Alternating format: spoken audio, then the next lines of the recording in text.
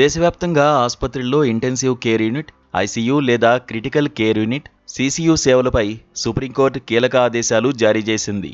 అన్ని రాష్ట్రాలు, కేంద్రపాలిత ప్రాంతాల్లో ఐసీయూల్లో కనీస ప్రమాణాలను అమలు చేసేలా కార్యాచరణ ప్రణాళికలు సిద్ధం చేయాలని ఆదేశించింది.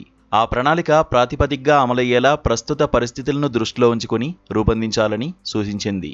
ఆ ప్రణాళిక వాస్తవికంగా ఆచరణాత్మకంగా ఉండాలని స్పష్టం చేసింది. ఇంటెన్సివ్ కేర్ సేవల నిర్వహణ, డెలివరీ మార్గదర్శకాలు సిద్ధంగా ఉన్నాయని, వీటిపై సర్వత్రా ఏకాభిప్రాయం ఉందని, ఐసీయూకి కనీస ప్రామాణికంగా దీన్ని అమలు చేయవచ్చని పిటిషనర్ నివేదించారు.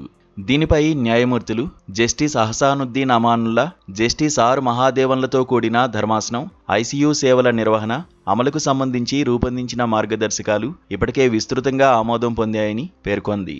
సదరు మార్గదర్శకాల ప్రతులను అన్ని రాష్ట్రాలు, యూటీలకు అందజేయాలని స్పష్టం చేసింది.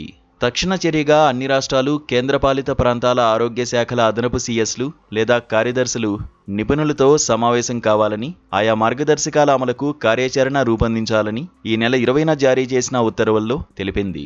ప్రారంభ దశలో మానవ వనరులు, శిక్షణ పొందిన సిబ్బంది, పరికరాలు, లాజిస్టిక్స్, అవసరమైన మౌలిక సదుపాయాలు వంటి 5 కీలక అంశాలను గుర్తించి ప్రాధాన్యం ఇవ్వాలని ఆదేశించింది. అమలు, పర్యవేక్షణకు స్పష్టమైన విధానాలు ఉండాలని స్పష్టం చేసింది. ఈ ప్రక్రియ తక్షణమే ప్రారంభం కావాలని, తాము ఉత్తర్వులు ఇచ్చిన రోజు నుంచి వారంలోగా సమావేశం నిర్వహించాలని సుప్రీంకోర్టు ధర్మాసనం ఆదేశించింది. సంబంధిత అదనపు సీఎస్లు, కార్యదర్శులు వ్యక్తిగతంగా తప్పనిసరిగా హాజరు కావాలని తెలిపింది. చర్చల అనంతరం సిద్ధం చేసిన నివేదికను కేంద్ర ఆరోగ్య కార్యదర్శికి పంపాలని, తదుపరి విచారణ జరిగే మే 18 నాటికి తుది నివేదిక లేదా బ్లూ ప్రింట్ను కోర్టుకు సమర్పించాలని ధర్మాసనం ఆదేశించింది.